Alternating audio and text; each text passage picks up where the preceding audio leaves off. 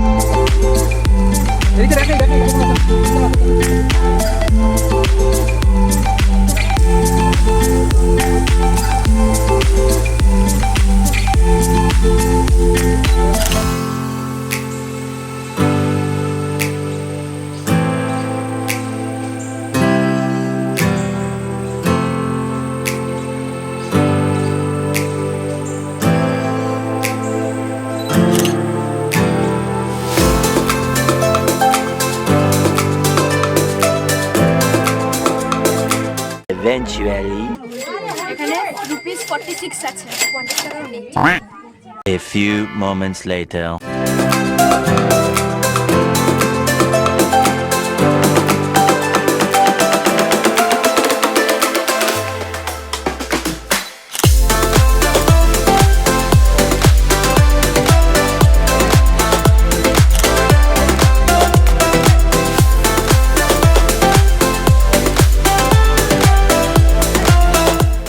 One nap later.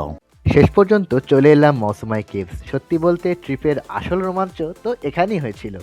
150 মিটারের লম্বা একটি গুহা, তবে ভেতরে পর্যাপ্ত পরিমাণে আলো বাতাসের ব্যবস্থা রয়েছে। মেঘালয় আরেকটি বিখ্যাত গুহা আছে যার নাম আরওয়া কেভস। সম্পূর্ণ চুনাপাথরের তৈরি একটি গুহা, প্রায় 500 মিটার লম্বা। তবে সময়ের অভাবে এখানে যাওয়া হয়ে ওঠেনি আমাদের। Maybe next time.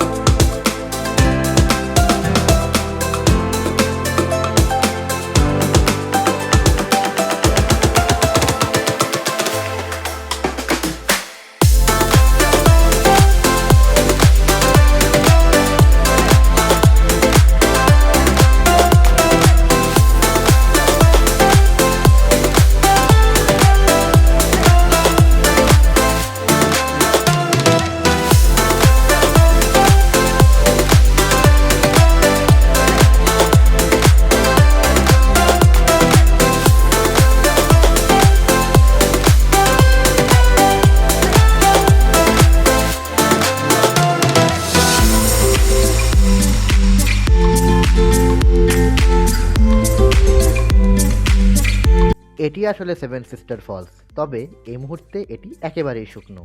বর্ষাকালে এলে ঠিক এ জায়গাতেই 7টি প্রবাহ পাশাপাশি জলপ্রপাত আকারে দেখতে পাওয়া যাবে।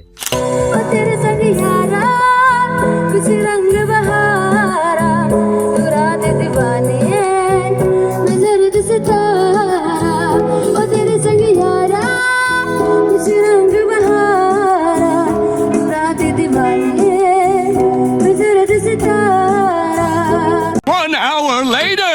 তো মিস দিয়া, আপনাকে একই দিনে কিভাবে ছোট থেকে বড়, বড় থেকে আরো ছোট, ছোট থেকে আরো ছোট বানিয়ে বড় বানানো হলো, একটু এক্সপ্লেন করুন। সেটা হচ্ছে এখন হচ্ছে আমরা ইকো পার্কে এখন আন্ডার 14 বছর বয়স অবধি হবে, মানে 14 বছরের উপরে আর হবে না, মানে টিকিটটা কম লাগবে। টিকিটটা বেশি লাগবে। 14 নিতে কম লাগবে, হ্যাঁ। তাই আমি এখন 13 বছর বয়স।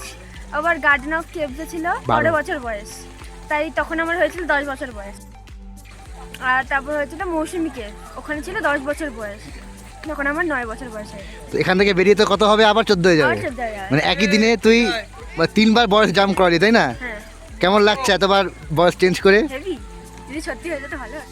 ਡੱਬ ਵਿੱਚ ਘੋੜਾ ਰੱਖਦਾ ਨੀ ਉਹ ਤੋਂ ਯਾਰ ਤੇਰਾ ਘੋੜੇ ਵਰਗਾ। মাঝে একটা বছর কেটে গেল, এক নতুন অ্যালবামেরও সমাপ্তি করতে চলেছে। আশা করি নতুন বছরটা সকলের খুব ভালো কাটবে। এরপরেও এরকম আরো কিছু ভালো ভালো অ্যালবাম ব্লগ নিয়ে আসার চেষ্টা করবো। Until then, by.